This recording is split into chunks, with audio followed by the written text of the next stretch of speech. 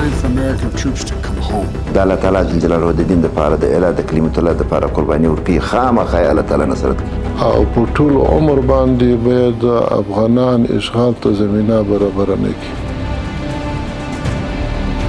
خو موږ بیا تر خپل موقف نه یو تېر سوي، حتی تصمیم مو دا و که د مذاکرات پاتې سي او ناکامه سي هم موږ به تر خپل موقف تېر نه سو. 20 کاله داسې تبلیغات سوي وو. لومړی داسې افغانستان یو لوی بهرني اشغال نه خلاص.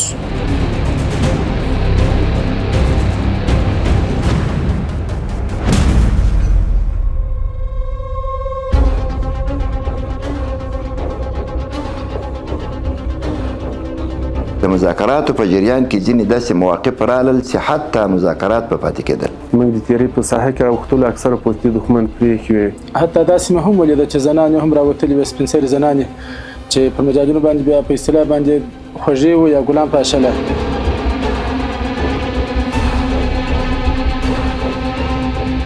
موږ چې کله کابل ته رالو موږ د مجبوري له حالاتو نه راغلو. خبر چې ارنه ټول خلک وتلي دي او ارګ چرکیږي. تجارانو د دې خوانو رابطې وشوې چې دلته خو غله راووتلو، سره شهزاده ته راله. ناره تکبیر نارې شروع شوې، چا ځان نشو کنټرولولی. د تکبیر نارې به ولې ما ته داسې ومعلومېدی لکه یو خوب کې وینم. چې راغلو غوښتي پر لمسه لاسپیکر و نو دا غایم په کوچ ارګ مسره دی او تاسو تسلیم شئ، تاسو د سر امن خپل کور ته ولاړ شئ.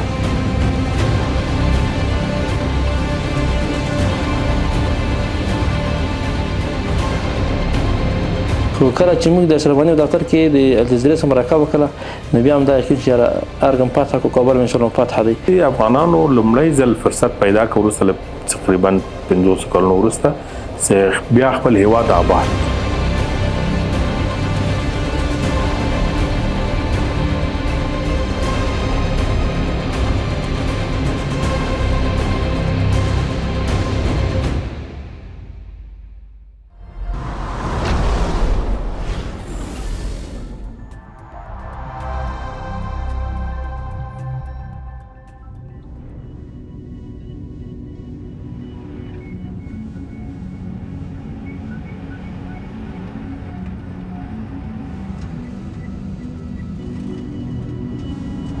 Taliban regime is coming to an end. Explosions over Kabul, over Kandahar, over Jalalabad.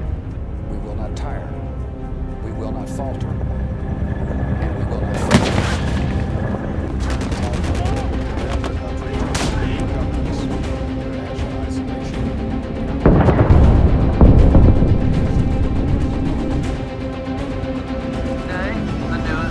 There's been an explosion of violence in Afghanistan. Some of the worst fighting since the U.S. helped overthrow the Taliban government.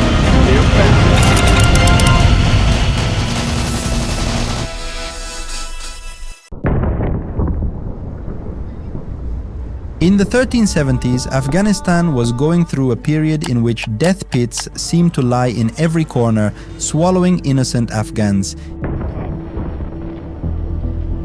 No one doubts now that the Mujahideen will take Kabul.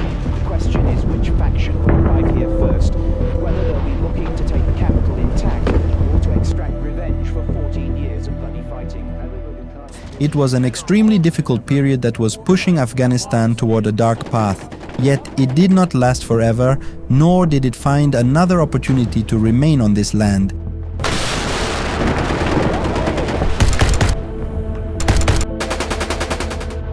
People had become so exhausted by the oppression that they were ready to follow even the faintest cry of resistance. But the voice that rose against this oppression was no ordinary voice. It was the call of someone whose followers would continue to grow day by day, even decades later. This was the call of Mullah Muhammad Omar Mujahid, the founder of the Islamic Emirate of Afghanistan, a call that first rose from Kandahar. Islamic Emirate ایجاد هغه وخت چې په افغانستان کې د اویایم کلونو کې ګډوډۍ او تنظیمي جګړې شروع شوې او افغانانو هغه خپل لوی هدف چې اسلامي حاکمیت جوړېدل هغه ته ونه رسېدل او خانه جنګي او ملک طوایفي شروع شوه. دغه په وړاندې یو عکس العمل ولسي عکس العمل اسلامي امارت پیل کې د کندهار د سنگسار له سیمې نه د مرحوم علي قدر امیر المؤمنین ملا محمد وان مجاهد په مشرۍ باندې راپیل شو دا تحریک نو هغه دوره 15 کلنه دوره وسید او 90% خاوره باندې حاکم شو او بیا چې کله امریکا تجاوز وکړو هغه وار حاکمیت ظاهرا له ښارونو نه مجبور سو چې غرونو ته وخیزي دوه مشکلونه مبارزه شروع دا مبارزه د بهرني اشغال په وړاندې مبارزه وه امریکا او د نڅلوي هیوادونو د امریکای سره هماهنګ او د ناتو په تشکیل کې ټولو د دې په وړاندې باندې غټه مبارزه شل کاله دوام وکړه د دې شل کلن مبارزې په پایله کې اسلامي امارت دوباره حاکم سو هغه بیا هم د خپل الله جل جلاله په نصرت چې محض نصرت ورته ویلې سو او دوم داسې د خپل ولس په حمایت باندې منځته راغی.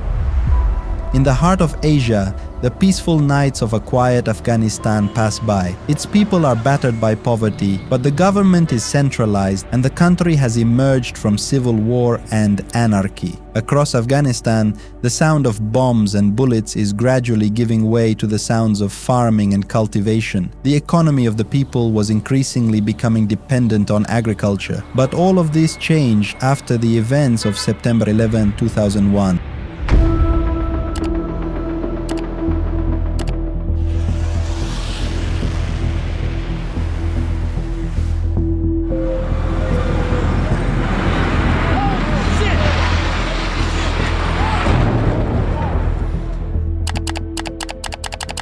Following the attacks on the United States, Afghanistan once again became a stage for political games. The superpower set foot on Afghanistan's sacred soil with overwhelming force and confidence. But what made the situation even more tragic was that it found staunch supporters from within the country, people who longed to see massive American bombs rain down upon the suffering land and its people.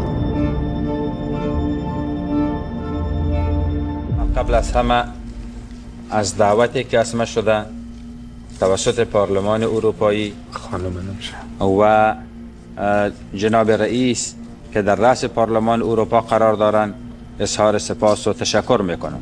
گروهی که فعلا در افغانستان به نام طالبان قرار دارند یا دارای افکار و دارای نظریات به خصوص از اسلام هستند. ما خواهان یک اقدام و یک تصمیم عملی است. نوع کمکی که ما تقاضا داریم نوع کمک همه جانبه است در تمام قسمت‌ها و در تمام ابعاد. That same year, in Bonn, Germany, others made decisions that would determine Afghanistan's fate, laying the foundations for a political order that Afghan society could never truly accept. The key decisions of the Bonn Conference included establishing an interim administration, appointing Hamid Karzai as head of the interim administration, initiating the process of drafting a constitution, establishing the International Security Assistance Force, ISAF, and convening a lawyer jirga. 5 years later, the centralized system in Afghanistan was brought down, but the determination only grew stronger. An interim administration was established in Afghanistan, foreign forces occupied Kabul, and the soldiers of 42 countries were deployed across a proud nation. For nearly 3 or 4 years, the occupying forces moved freely and confidently across every part of the country. During this period, the forces of the Islamic Emirate used the opportunity to replenish their magazines and prepare for what lay ahead. These were the days when resolve had to be demonstrated through action. الله أكبر كبير.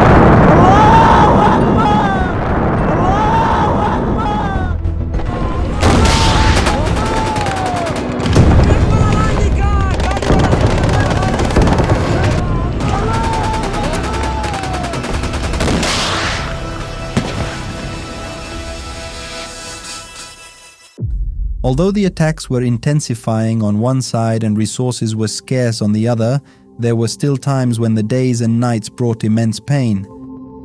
For the Emirate, 2013 was, in one respect, a significant year, the opening of its office in Doha. But on the other hand, the news of the martyrdom of the Emirate's founder was deeply painful. The news was kept secret for reasons of political expediency, but it was eventually made public in 2015.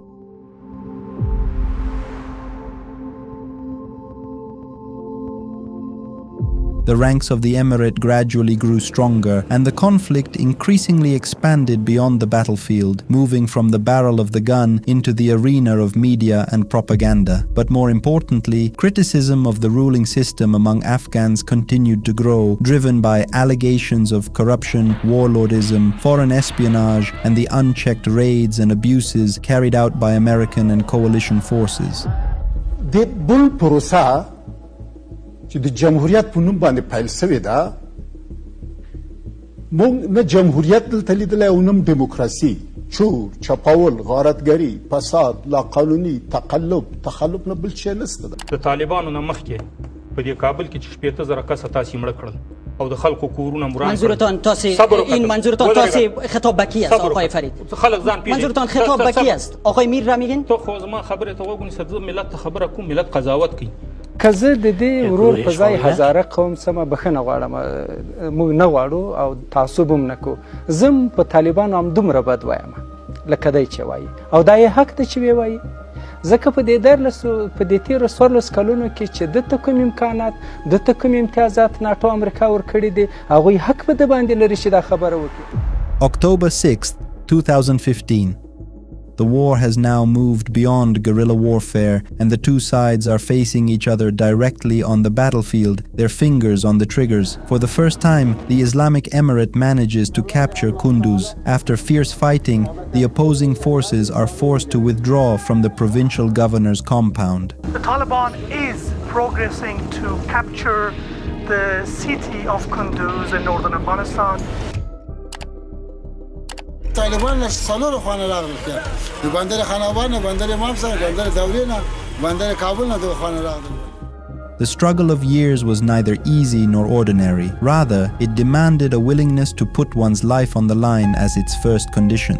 Neither the long years of war weakened the morale of the Islamic Emirate, nor did the hardships diminish its ranks. Instead, every test produced an outcome contrary to expectations. More than a decade and a half of resistance sent a clear message to a proud invader. Victory on this battlefield was nothing more than a dream and an illusion. And so, on October 12, 2018, the US-led invasion lowered its head and chose the path of negotiations in Doha.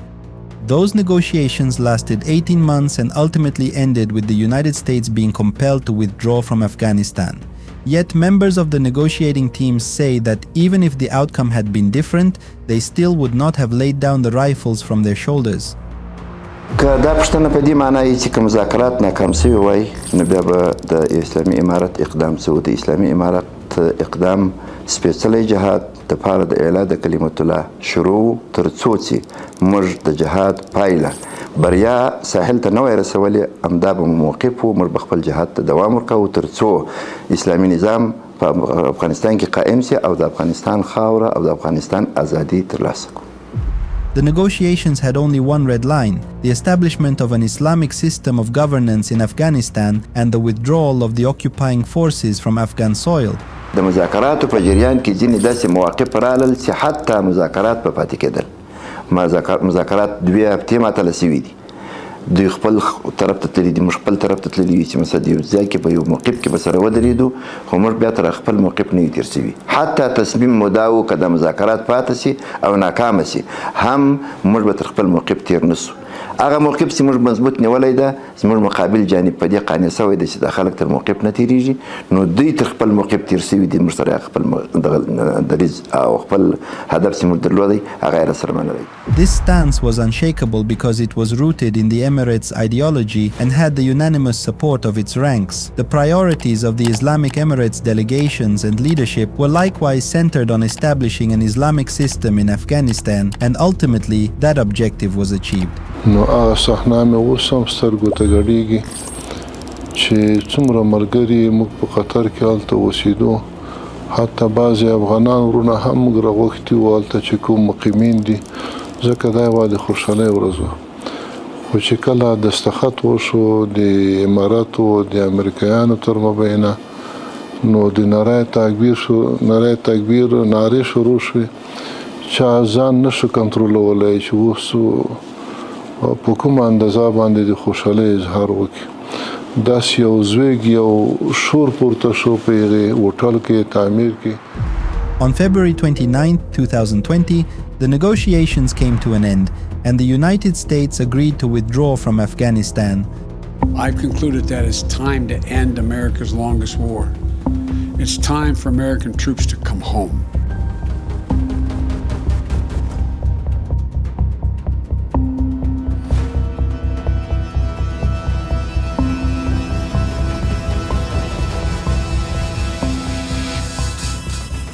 On May 21st, 2021, the series of capturing Afghanistan's districts began. By the end of July, more than half of the country's districts had fallen under the control of the Islamic Emirates forces. But on August 7th, following the capture of Zaranj, the capital of Nimroz province, other provinces began falling one after another to the Islamic Emirate, which subsequently declared full control over them. Even after a decade and a half of intense warfare, the Emirate had not forgotten its responsibility to protect the lives of its own people. When Kandahar was captured, the first message from the Emirates officials to its forces was clear: ensure the safety of the people and protect their lives and property.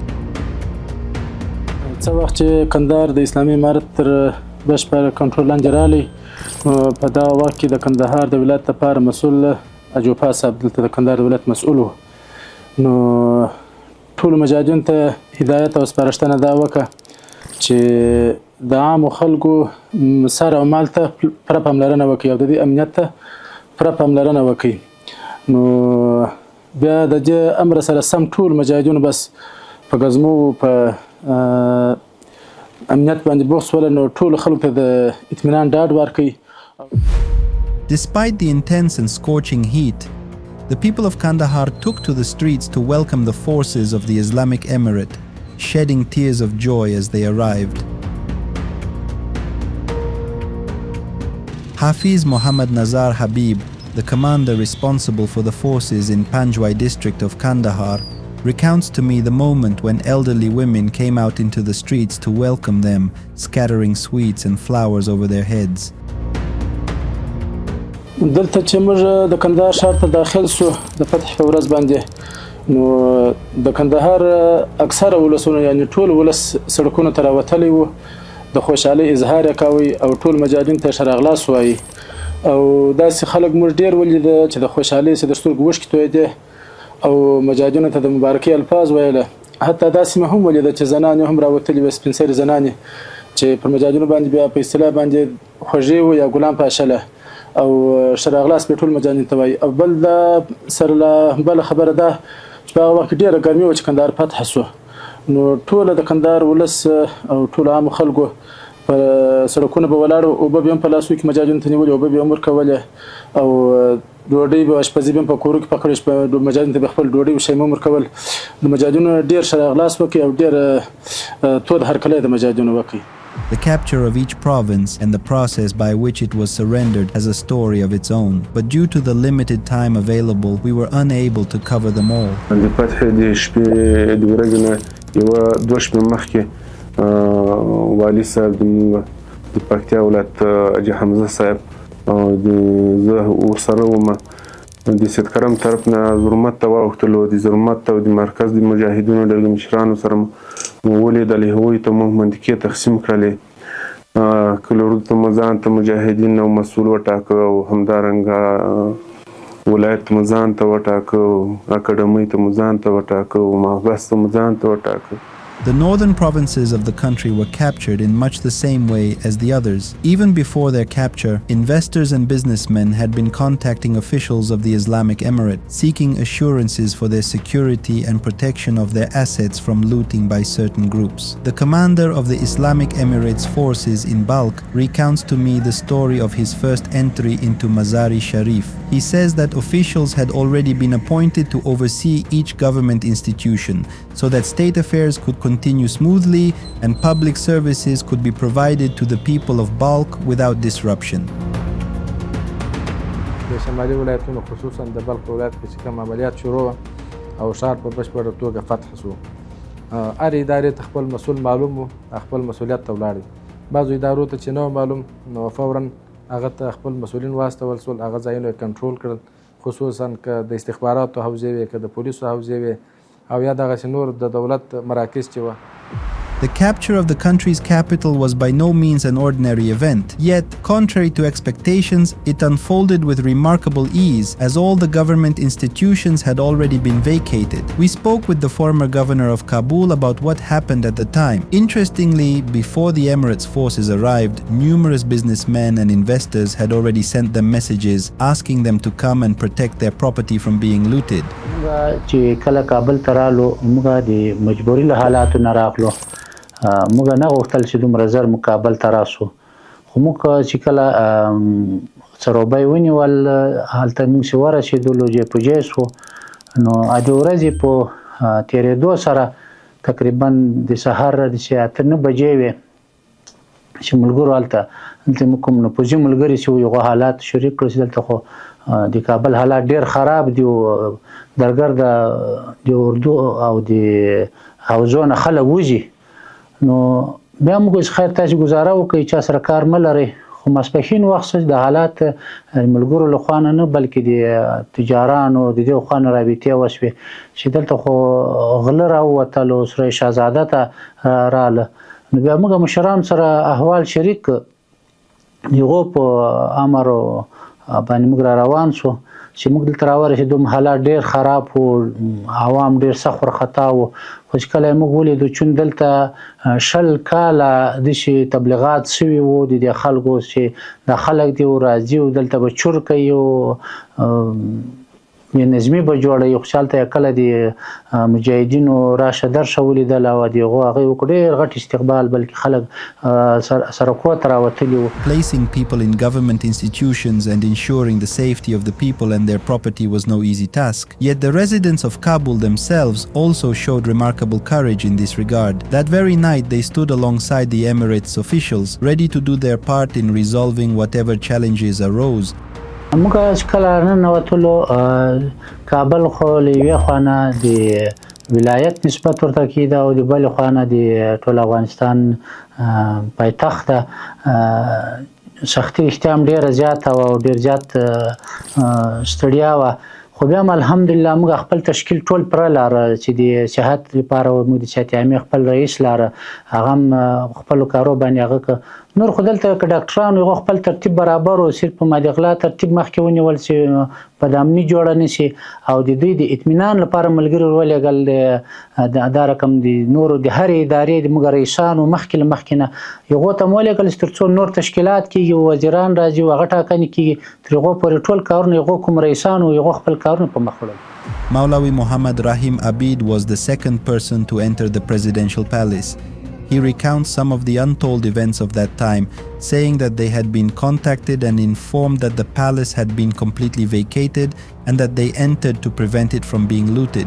هلته چې موږ داخل شولو نو مخکې ترتیب داسې و چې خبر چې ارنه ټول خلک وتلي دي او ارګ چور کېږي مخکې ذاکر صاحب د ملګري مخکې راغلي وو ارګ ته بیا بېرته وتلي وو څنګه دوی وتلي دي چې دوی فکر کوي چې ارګ ته مجاهدین راتلي نو کابل کې ټول نیول شوی دی که نیت شوی نو کابل کې ټول کوی برحاله وي نو چې عسکر ټول تکي وو بیا نو قطر ته زنګ وواله چې ارګ ټول تخلیه شوی دی ارګ چور نه شي موږ داخل شو ننوتو تقریبا ماخستن و نیم بجې وې چې موږ ارګ ته ننوتو 8 بجې شاوخوا داسې وخت و نو چې راغلو غوښتیم پر ما سره لاسپیکر و نو دا غواړم په کوچ ارګ مسره دی او تاسو تسلیم شئ تاسو د سر امن خپل کور ته ولاړ شه نو که چا فایر وکړي بیا د خپل عمل سزا وویني. He says, I still didn't believe that we actually entered the presidential palace, but this interview confirmed to them that everything was now under their control. چې نو ته په سل کې سل په مرګ پرس کړو یو په ژوند کون تمام درلودم چې کوم ټول برحاله په کابل کې ټول حوزه او امنیتي ورګون ټول په څو کې د سپریاک او کمانډویان آذربایجان ټول دوی کې ویلو ټول برحاله وو نو موږ چې نتو دوی کې موږ د سل کې مرګ یقیني ده ژوند ته هم بخین درلودل خو کله چې موږ د سربانی دفتر کې د الجزیره سره مرکه وکړه نو بیا هم دا یقین چې ارګم پاتې کو کابل ان شاء الله پاتې دی نسیم بس د شکر برکات المزه کو تعالی شکر دعا وکړي.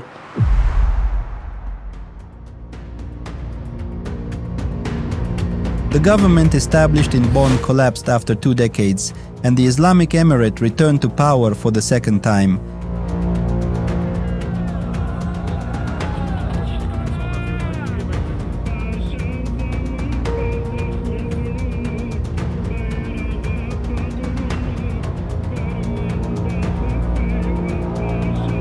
It was August 15th, 2021, 24 Assad, 1400.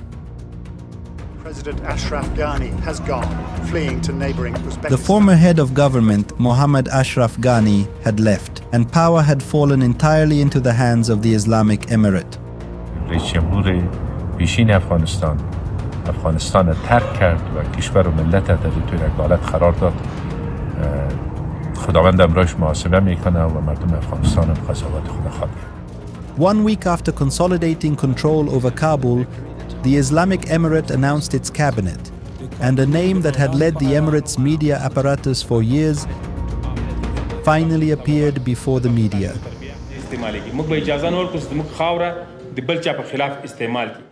The Islamic Emirates' early years were difficult and full of challenges. However, all of these challenges were managed effectively, and the process continues to this day.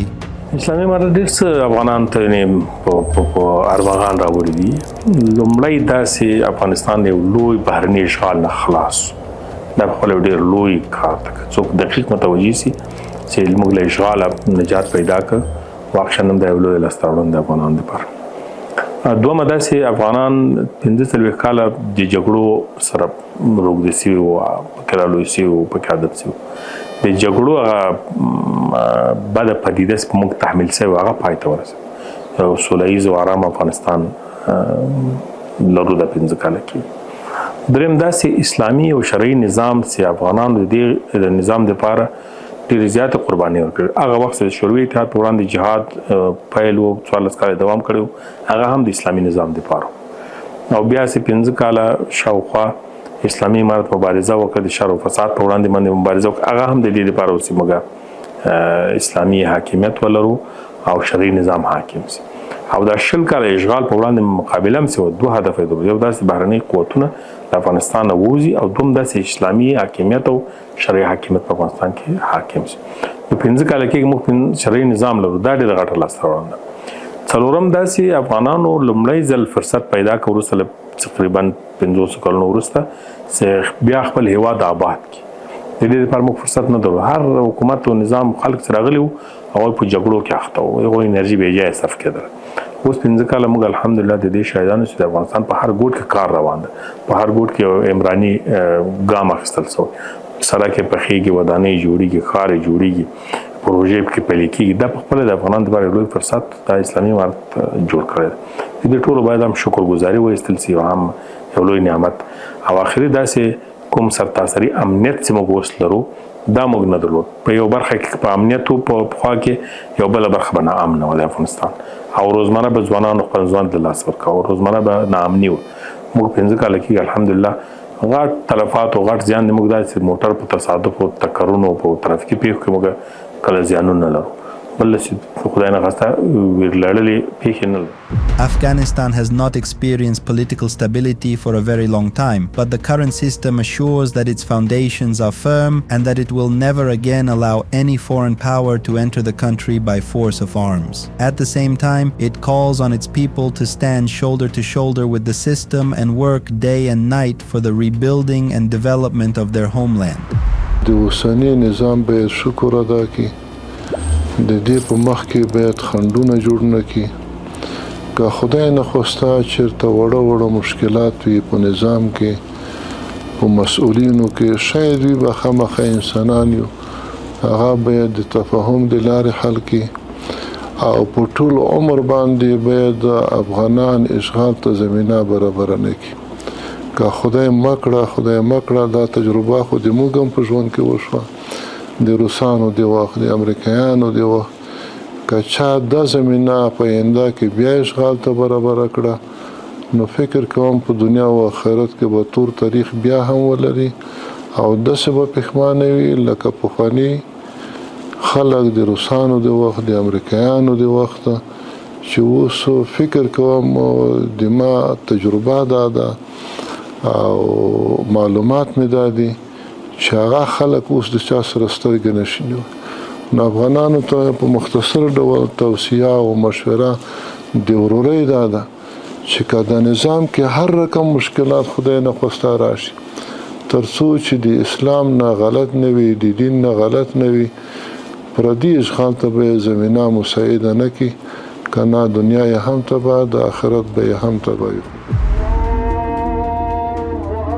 August 15th, 2026, corresponding to 24 Asad 1405 in the solar Hijri calendar, marks the 5th anniversary of the Islamic Emirates' return to power in Afghanistan.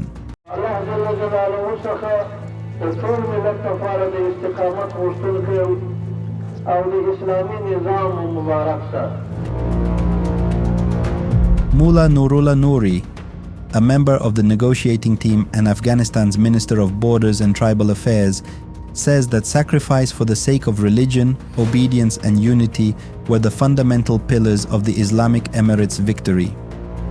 زما په اند باندې دوه جواب دي.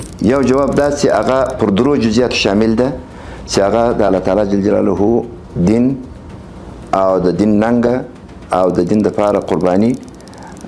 دوم په هغه جریان کې اطاعت او وحدت. دا به حتما برای ترلاسه کوي چې پر دې باندې نصوص دال دي او تاریخ ثابته کړي او موږ مسلمانان دا معقیده ده. که څوک د الله تعالی جل جلاله د دین لپاره د اعلی د کلمت الله لپاره قرباني ورکوي خامخا الله تعالی نصرت کوي او خامخا به هغه برای ترلاسه کوي. خو د هغه سره دغه دوه جزئیات لازم دي چې په هغه کې به اطاعت وي او په هغه کې به وحدت وي.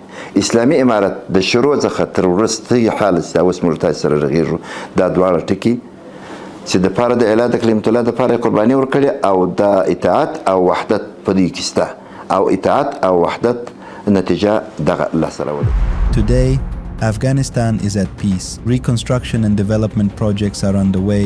The country is almost self-sufficiency in several sectors. Its relations with the international community are expanding. And it is increasingly emerging as a competitive power in the region.